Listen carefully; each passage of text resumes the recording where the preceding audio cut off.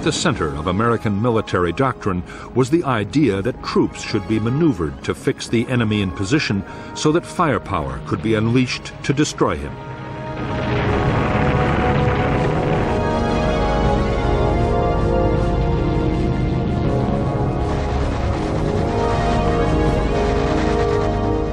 In defense, too, heavy firepower played a critical part. Every American infantry division in Vietnam could call on massive support from aircraft and sometimes from long-range artillery. Divisions had their own artillery as well, mostly 105mm weapons, and the divisions always set up fire bases before every operation.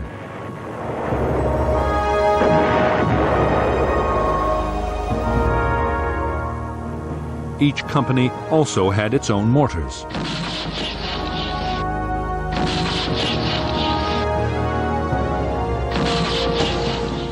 Tanks were used by almost every American division in Vietnam.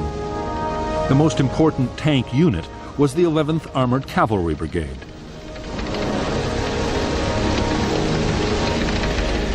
All of them used the M48, a 44-ton vehicle with a 90mm gun.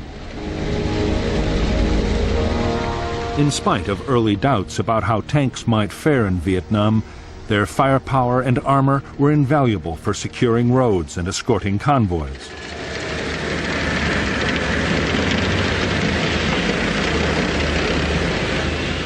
The Marines also deployed the Ontos, a weapon originally designed as a tank destroyer.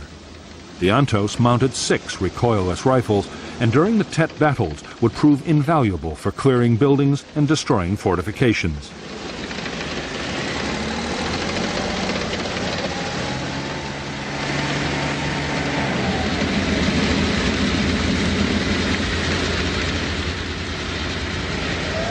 Of all the armored vehicles deployed in Vietnam, the most useful by far was the M113 Armored Fighting Vehicle, known to American troops as the TRANH.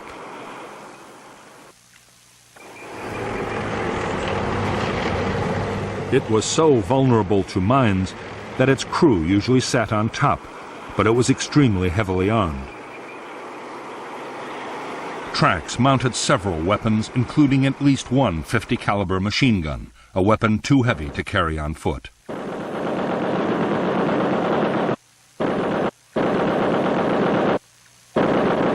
The 50 was incredibly destructive, able to cut a tree in half hundreds of yards away.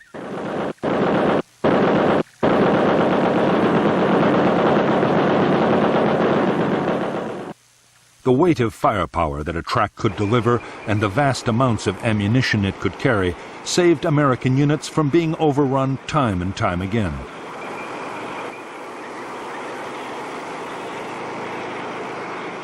One weapon highly valued by the crews of armored vehicles and by foot soldiers was the M79 grenade launcher, called the Duper from its sound.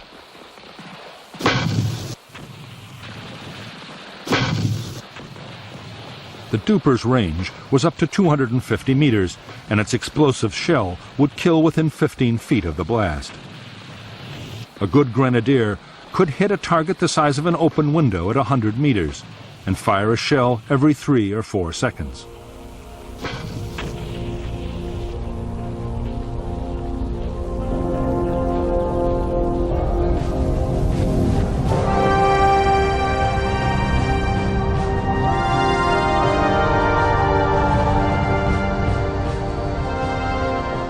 For the South Vietnamese conscript soldier, 1967 had begun to show some signs that army life might become bearable.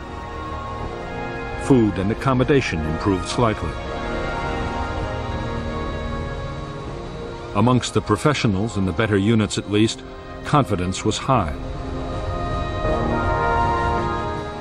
Many officers and NCOs had been at war for years and were both tough and tactically skilled.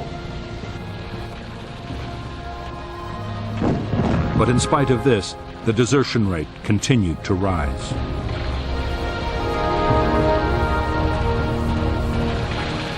While the South Vietnamese conscript served 4 years, The United States Army had stuck to its policy of bringing soldiers home after one 13-month tour of duty. It was effective in preventing combat fatigue. But the decision was having a real impact on the battlefield.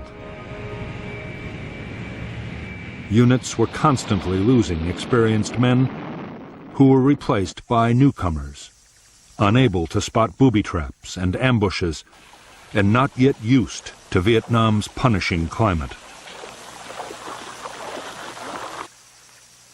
Officers served only 6 months in combat, and new arrivals had a very high chance of being killed or wounded.